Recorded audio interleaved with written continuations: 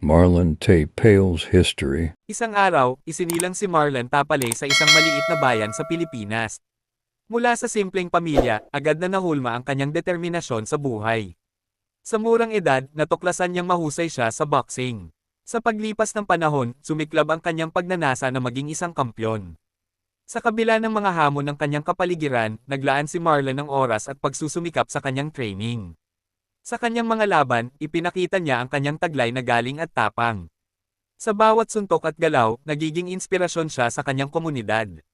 Hanggang sa isang araw, sa isang malaking laban, napanalo ni Marlon ang World Championship sa kanyang weight class. Ang tagumpay na ito ay hindi lang para sa kanya kundi pati na rin para sa kanyang pamilya at bayan. Sa kabila ng kanyang tagumpay, nanatili siyang mapagkumbaba at nagbigay inspirasyon sa iba na mangarap at magtagumpay rin.